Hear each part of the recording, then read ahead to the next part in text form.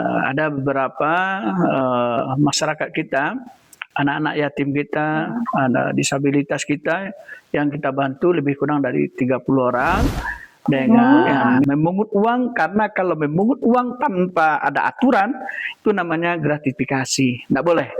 Ya. Salam ASN berakhlak, bangga melayani. Ya.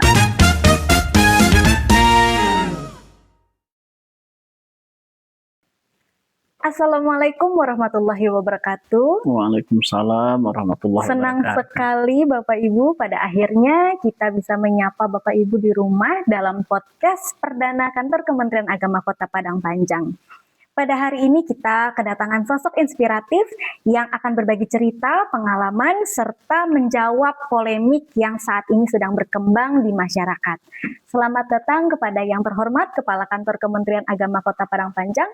Assalamualaikum Pak. Waalaikumsalam warahmatullahi wabarakatuh. Bagaimana kabar Pak?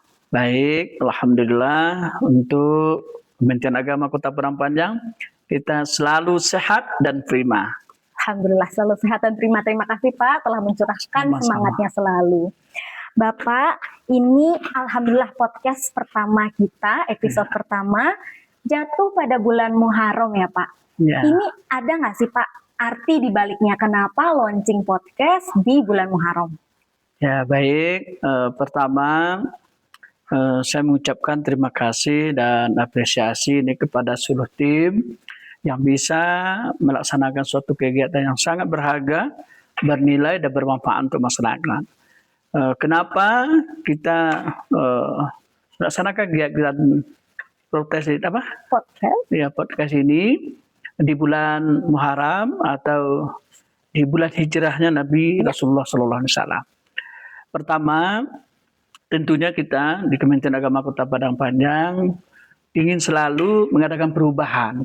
Ya. Karena di bulan Muharram ini kita dituntut sekali untuk mengadakan perubahan. Maka kegiatan kita pada hari ini, kita launching hari ini bulan Muharram ini, karena kita juga sejalan dengan program pemerintah, Kementerian Agama RI Republik Indonesia tentang lebaran yatim dan disabilitas terhadap masyarakat kita yang ada di Kota Padang Panjang. Oke. Berarti itu sudah dilaksanakan, Pak? Masalah lebaran yatim dan disabilitas yang kita laksanakan di Kementerian Agama Kota Padang Panjang, alhamdulillah itu sudah terlaksana. Okay. Ada beberapa masyarakat kita, anak-anak yatim kita, anak disabilitas kita yang kita bantu lebih kurang dari 30 orang. Dengan minimal setiap orangnya itu Rp200.000. Kenapa ini kita laksanakan lebaran yatim ini? Karena di samping diperintahkan oleh Allah Subhanahu Wa Taala dalam surah Al-Maun itu, Raital-ladzi yukadzibu biddin, ini pemerintah melalui Kementerian Agama ini sangat antusias mempraktekkan atau melaksanakan pemahaman terhadap ayat suci Al-Quran ini. Makanya kita di Kementerian Agama Kota Padang Panjang melaksanakan kegiatan ini namanya Lebaran Yatim dan Penyandang Disabilitas. Oke. Nah ini berarti saya menangkap Pak, program podcast ini sejalan dengan ruhnya Muharram itu ya Pak, ingin adanya transformasi dan perbaikan. Dan juga sepertinya ada keinginan kita untuk berbagi kepada masyarakat luas gitu ya Pak ya, melalui program podcast ini. Nah Pak, soal Kementerian Agama Pak, kalau tadi Bapak cerita bahwa kita ada program Lebaran Yatim dan untuk juga penyandang disabilitas, ini kan nampaknya jauh ya Pak dari image Kementerian Agama yang dikenal oleh masyarakat gitu. Biasanya Kementerian Agama identik dengan biasanya ngurusin guru ngaji atau misalkan tentang pernikahan dan lain-lain. Berarti ini ada semacam perubahan atau bagaimana Pak? Sepertinya Kementerian Agama kok jadi ngurusin hal-hal yang terkait di luar agama gitu Pak? Ya, begini. Perlu kita pahami bahwa Kementerian Agama secara menyeluruh ya ada beberapa program yang dilaksanakan melalui tusinya masing-masing. Oke. Secara umum kita di Kementerian Agama khusus ya kita di Kota Padang Panjang secara intern ya terhadap seluruh ASN kita itu tetap kita berikan pelayanan kepada ASN kita baik itu dalam peningkatan SDM, kemudian pengurusan naik pangkat, kemudian administrasi masalah uang makan, seluruhnya itu kita berikan pelayanan kepada intern kita khusus ASN. Kemudian di bidang lain ini menyangkut tentang ya ada seksi pendidikan. Seksi pendidikan ini juga dibahas itu tiga bidang. Pertama ada di PEMAT, di sesi pendidikan. Ini kita berikan pelayanan kepada masyarakat. Pertama izin penelitian kalau ada datang Kementerian Agama, kemudian urusan urusan izin ijob dan segala macamnya itu di PEMAT kita berikan pelayanan. Juga di Pontren ada ijob, kemudian izin majelis taklim, izin MDA, itu semuanya kita berikan. Kemudian di PAI kita juga guru-guru kita kita berikan pelayanan tentang kemarin tuh kita desa ya dari Kementerian Agama Kota Padang Panjang yaitu masalah TPG. Alhamdulillah dengan segala lini kita usahakan dari anggaran, alhamdulillah semuanya kita sudah berikan. Semua pelayanan-pelayanan diberikan kepada baik ke masyarakat, baik kepada intern kita. Kemudian ada satu lagi di BIMAS. BIMAS itu bimbingan masyarakat Islam. Okay. Di situ ada pelayanan kita yang menjurus langsung kepada masyarakat. Ke kantor ada pelayanan namanya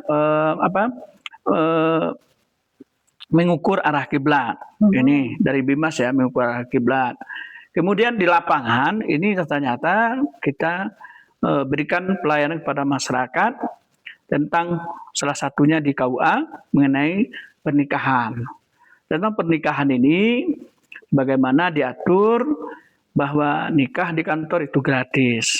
0 rupiah. 0 rupiah. Kemudian kalau dia nikah di luar ya di luar kantor, baik itu jam dinas maupun di luar jam dinas, itu masyarakat kita bayar ke negara 600.000 itu ada peraturan pemerintah yang mengatur. Jadi kemudian juga pelayanan kita berikan kepada masyarakat kita tentang peningkatan ekonomi, ya, artinya ekonomi masyarakat. Dengan apa kita bantu dari Kementerian Agama? Alhamdulillah kita di Kementerian Agama Kota Padang Panjang dalam membantu ekonomi masyarakat ini kita sudah berikan kepada seluruh ASN ini wajib mengeluarkan zakatnya. Okay. Zakatnya tentunya apabila sudah cukup zakatnya 1 nisab. Ya, kalau belum cukup itu kita tidak tuntut mengeluarkan zakatnya.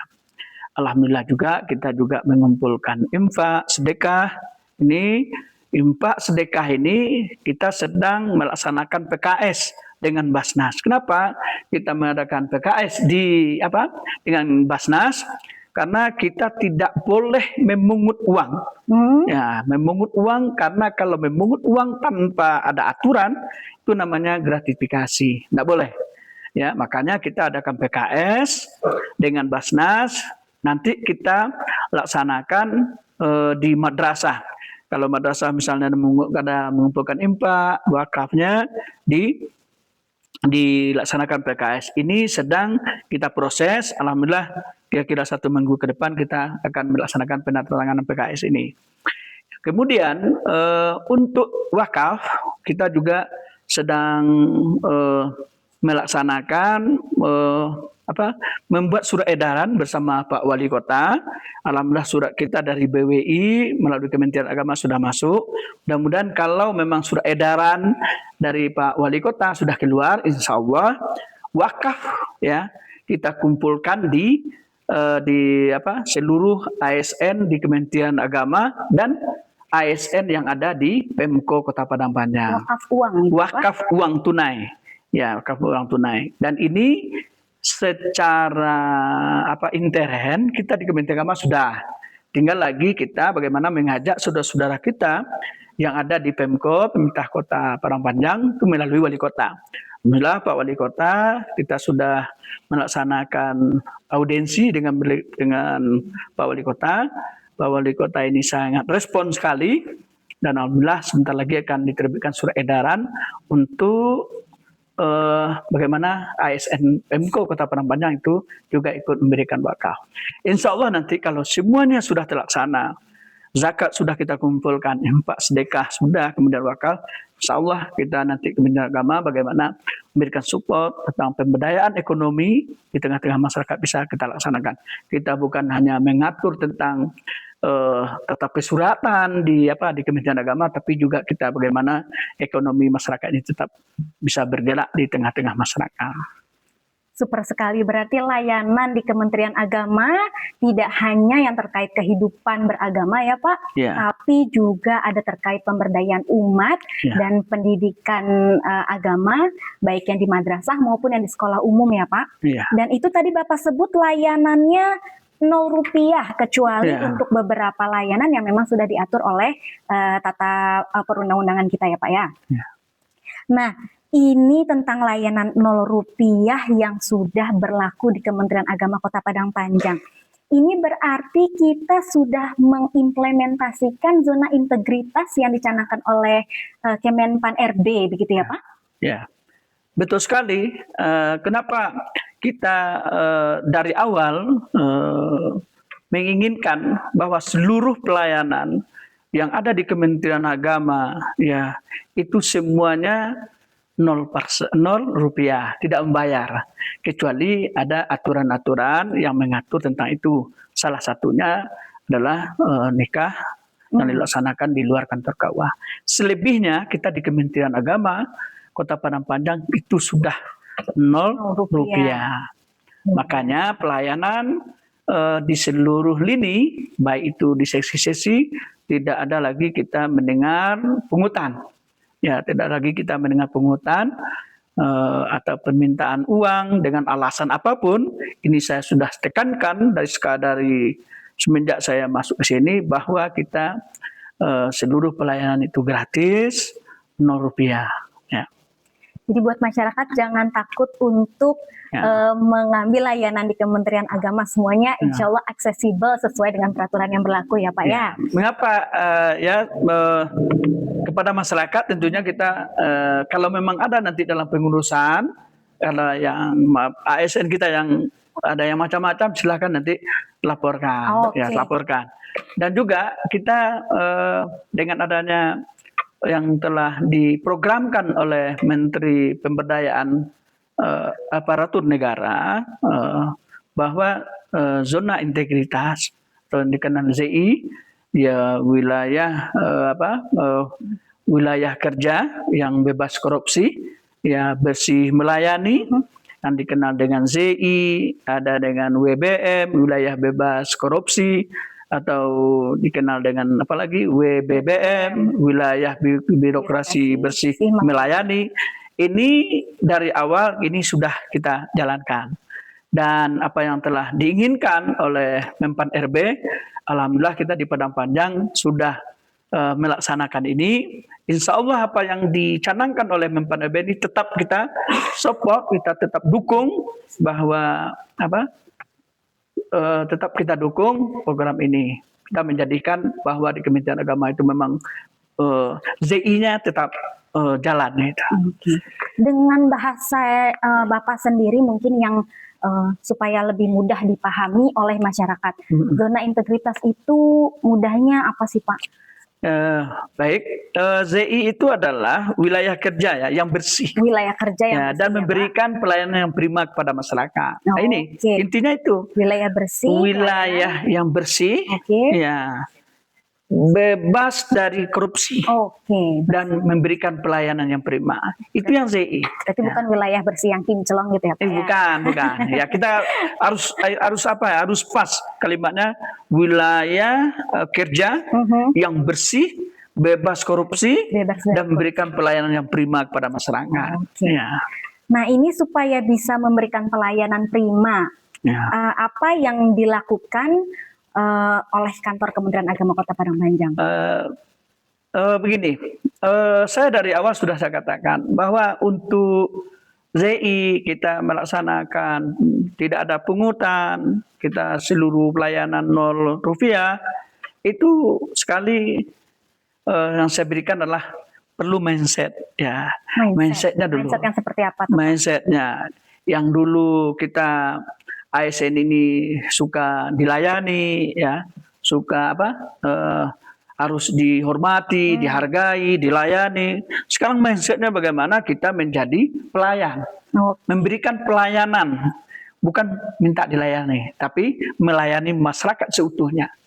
Yang lebih apanya lagi, saya ya dulu waktu menjadi ketua KUA revitalisasi, saya ditunjuk ketua untuk Sumatera Barat, bahwa memberikan pelayanan prima itu sudah biasa. Tapi mengenai kita lebih meningkatkan satu tingkatan lagi namanya loyal layanan. Apa yang dimaksud dengan loyal layanan? Biasanya masyarakat pergi ke kantor memberikan layanan. Sekarang masyarakat mau melayani pergi berurusan ke kantor kita, sedang dia sakit atau tidak bisa ke kantor, kita yang datang ke rumah beliau. Itu namanya loyal layanan. Ini yang harus kita targetkan untuk ke depan, ya, untuk ke depan. Kalau memberikan pelayanan prima, kita berikan pelayanan yang bagus, dia sudah bahagia pulang, itu sudah biasa.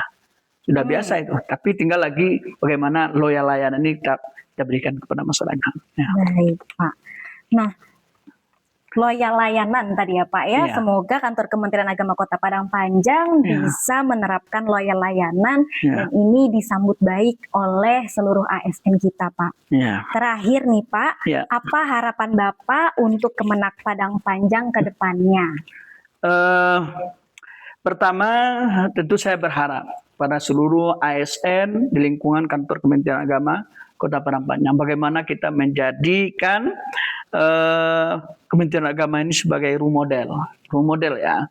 Jadi menjadikan Kemenak Padang Panjang itu sebagai instansi, sebagai rujukan dari instansi-instansi yang ada di Kota Padang Panjang. Memang kita role modelnya, ya, kita jalan ZI, tidak ada korupsi, tidak ada gratifikasi. Kita memberikan pelayanan prima, bahkan kita tingkatkan menjadi loyal layanan.